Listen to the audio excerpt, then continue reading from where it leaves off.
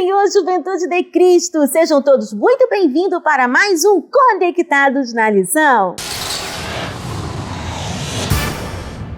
Muito bem, estamos de volta com mais um Conectados na Lição. E olha, gente, já estamos aqui nos estúdios da Editora Betel, recebendo com muita alegria o nosso comentarista da lição, pastor Sérgio Costa. Seja muito bem-vindo, pastor, e também aos representantes da Juventude de Cristo. Estou falando dela, diaconisa Jennifer Welter. Seja muito bem-vinda. E o representante dos meninos, estou falando dele, diácono Vitor Rangel, seja muito bem-vindo. E já queremos fazer a primeira pergunta de hoje, da nossa lição de número 2, que traz o título A Superioridade de Cristo sobre os Anjos. Já vamos fazer a pergunta para o nosso comentarista da lição, pastor Sérgio, seja muito bem-vindo. Pastor, o que faz Jesus ser superior aos anjos? Pai do Senhor, Tianinha. Pai do Senhor, Jennifer, Vitor, Pai do Senhor, Juventude de Cristo. Vamos para a primeira pergunta, que é por que Jesus é superior aos anjos? Esse tema, eu já vou deixar até um spoiler aqui. É interessante que você tenha o livro de apoio. Alguns assuntos na carta aos Hebreus são assuntos bem profundos teologicamente e o livro vai fazer com que a gente aprofunde esse tema. Não dá para aprofundar na revista, porque a revista a gente pega os temas que são importantes, mas para aprofundamento, por isso que tem um livro base. Então, como que a gente pode colocar aqui em paralelo? Como é que Jesus pode ser superior aos anjos, se Jesus é filho de Deus, e os anjos também eram considerados filhos de Deus? A grande diferença está em que Jesus é unigênito. E o que seria ser unigênito? É único gerado, enquanto que os anjos são filhos por relacionamento, mas são criaturas de Deus, ou seja, houve um momento na eternidade que não existiam anjos, só existia Deus na pessoa do Pai, Filho e Espírito Santo, e um eterno relacionamento entre eles. E aí Deus, pelo seu motivo, ele criou os anjos, ou seja, eles não existiam e passaram a existir. Houve um momento de criação, ou seja, houve uma mudança na existência dos anjos, de não ser a ser. Eles não eram nada e do nada vieram a ser feitos criaturas. A diferença de Jesus é que Jesus sempre existiu com o Pai. Ou seja, ele é unigênito por ser gerado eternamente de Deus, não criado. Isso é importante a gente pontuar aqui para não gerar nenhuma dúvida que beire a heresia. Jesus não foi criado. Se ele fosse criado, ele seria uma criatura. Mas ele é gerado. E o que é essa geração? Essa geração é um relacionamento eterno que o Pai tem com o Filho.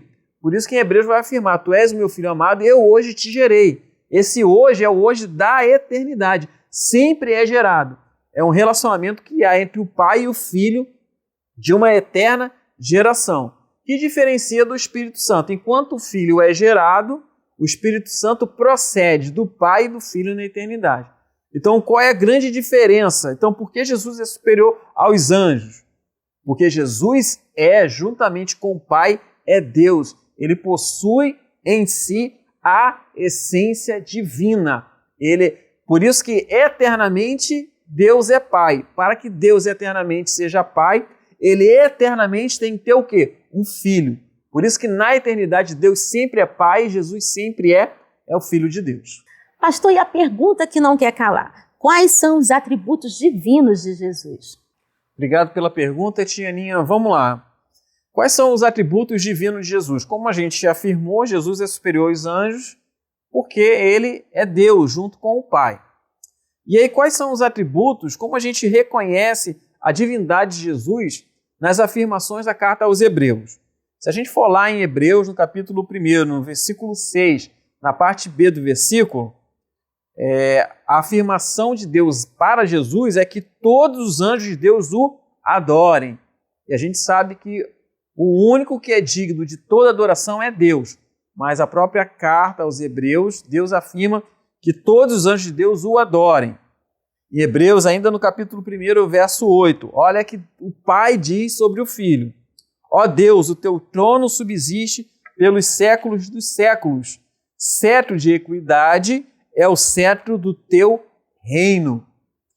Ele é digno de toda honra, de todo louvor e adoração. Está em Apocalipse, capítulo 5, do verso 6 e ao 9. E também em João, no capítulo 10, verso 30, Jesus vai se autodizer que ele é um com o Pai. Ele vai dizer, ó, eu e o Pai somos um. Então a gente pode ver nessas afirmações, fora tantas outras, que vai permear todo o Novo Testamento, que Jesus, ele é Deus. Assim como o Pai é Deus, Jesus também possui a mesma essência divina. Sem contar, se a gente fosse citar aqui o apóstolo Paulo, lá em Filipenses, no capítulo 2, versículos 6 e 7, dentre outros. Mas, especialmente aqui em Hebreus, mostra que Jesus, ele é Deus junto com o Pai. Conectou? Lembrando que a Editora Betel disponibiliza para a Juventude de Cristo o PIO, Plano de Incentivo à Leitura, que são subsídios que agregarão ainda mais o conhecimento nos estudos da palavra. E olha, nós estamos recebendo hoje aqui um representante da Juventude de Cristo. E eu estou falando dele, o diácono Vitor Rangel. Seja muito bem-vindo. Vitor, o que o PIO traz para a gente para essa semana? A paz do Senhor, Tianinha. A paz do Senhor, pastor Sérgio. A paz do Senhor, Jennifer. A paz do Senhor, Juventude de Cristo. O PIO dessa semana, que é o Plano de Incentivo à Leitura, tem por tema Ele é e nada o invalida. O nosso Deus é desde o princípio. Ele é o Verbo, Ele é a verdade, Ele é a palavra. E Satanás, juntamente com o mundo, tem tentado descaracterizar essa verdade e que nós, como igreja juventude, possamos nos levantar e dizer quem é o nosso Deus. Ele é o início, Ele é o meio, Ele é o fim. De Gênesis a Apocalipse, Ele sempre é identificado como o ser supremo, o ser poderoso, que possamos dizer para a humanidade, dizer para quem está do nosso lado, que precisa ouvir de Jesus, que Ele é e nada pode mudar isso. E pastor Sérgio, a juventude quer saber o que torna a autoridade de Jesus inquestionável. Ok, Vitor, vamos lá então. O que torna a autoridade de Jesus inquestionável? A gente vai ver lá no final do Evangelho de Mateus, no capítulo 28, no verso 18, que Jesus ele vai dizer, este que foi me dado todo o poder nos céus e na terra. Essa palavra poder aqui, existe uma palavra comum que é traduzida por poder no original ali no grego, que é a palavra dynamis. Dynamis é poder de capacitação, é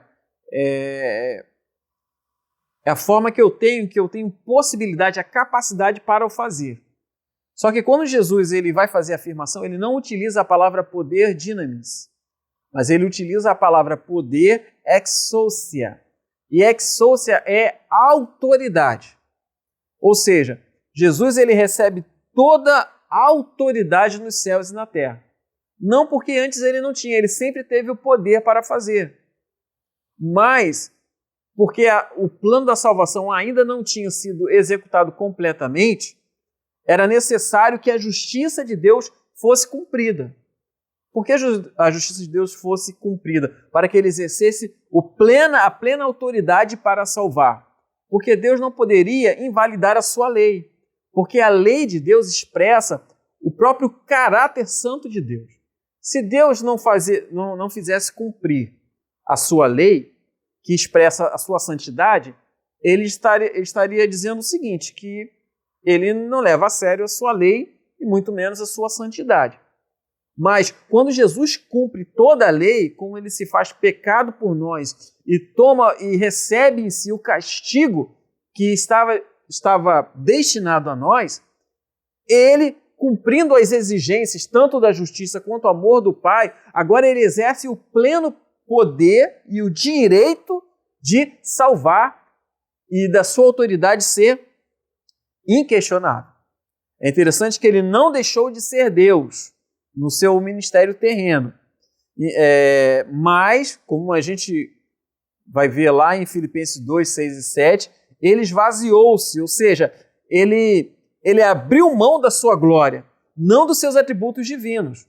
Mas ele nunca, em seu ministério, ele nunca utiliza seus atributos divinos para benefício próprio, apenas para a missão, que é dar a sua vida em resgate de muitos.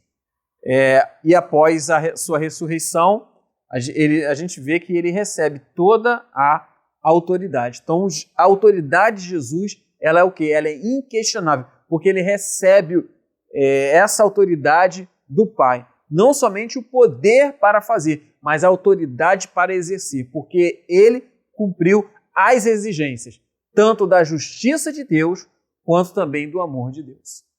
Uau, conectou! Lembrando que a Editora Betel disponibiliza para a Juventude de Cristo o livro subsídio do trimestre. Gente, Carta aos Hebreus, do nosso querido comentarista pastor Sérgio Costa. E você não pode ficar de fora dessa preciosidade. Adquira já o seu exemplar em um desses telefones que estão passando na sua tela. Bem, nós vamos ficando por aqui, mas temos um encontro marcado na próxima semana para mais um Conectados na Lição.